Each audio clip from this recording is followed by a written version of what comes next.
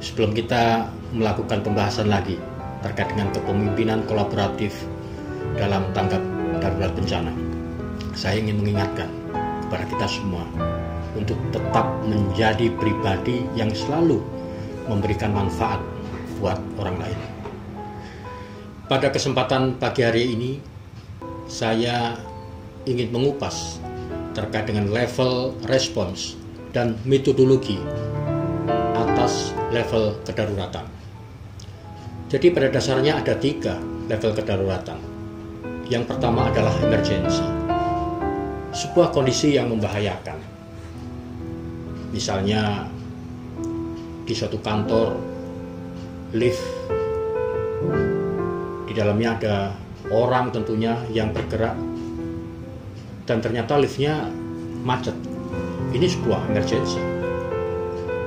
Namun tidak terjadi korban dan tidak menimbulkan kerusakan di mana-mana. Hanya gedung itu saja. Nah, ini bagaimana level responnya dan metodologinya? Level responnya ini adalah operasional. Jadi metodologinya adalah manajemen command system. Jadi sistem komando.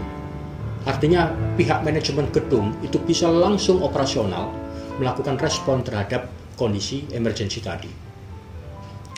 Nah, level yang kedua adalah major disaster. Sebuah kondisi yang membahayakan. Bahkan korban jiwa terjadi. Kerusakan infrastruktur di mana-mana. Dan bagaimana level responnya? Ini adalah taktis. Sebuah manajemen, sebuah kantor tidak bisa menyelesaikan sendiri. Karena tadi saya sampaikan, major disaster ini kerusakan infrastruktur ada di mana-mana. Sehingga perlu yang namanya sebuah manajemen, yaitu multi-agency coordination system. Jadi koordinasi antar lembaga, antar unit kerja dan instansi. Karena sudah major disaster. Ada yang meninggal, ada yang luka berat, ringan, dan mungkin ada faktor psikologis di sana. Infrastruktur, ya pasti. Nah, level yang ketiga ini lebih hebat lagi dari major disaster. Sudah terjadi katastrofik. Aspek negatif yang timbul dari katastrofik event ini sudah banyak. Infrastruktur lebih parah lagi. Bahkan mungkin akan terjadi aktivitas ekonomi terkendala.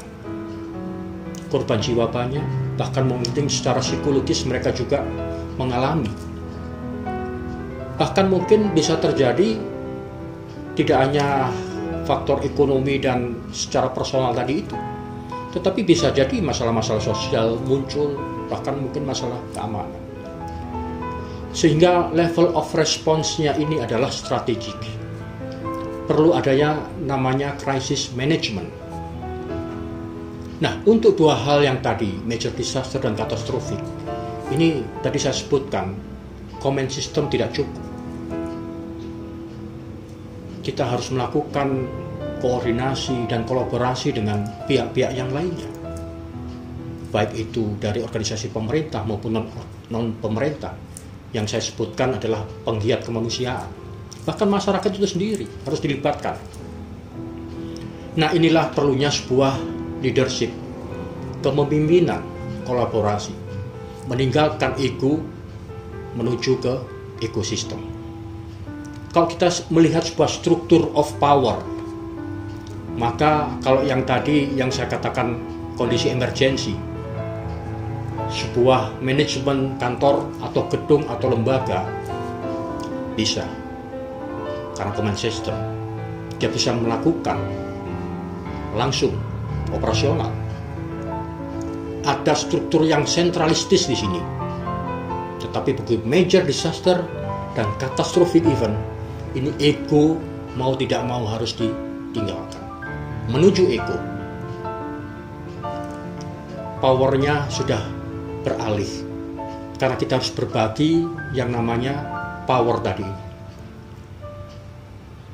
power sendiri tidak cukup. Kita perlu yang namanya lembaga-lembaga, bahkan itu juga masyarakat. Nah, inilah perlunya sebuah kepemimpinan kolaborasi.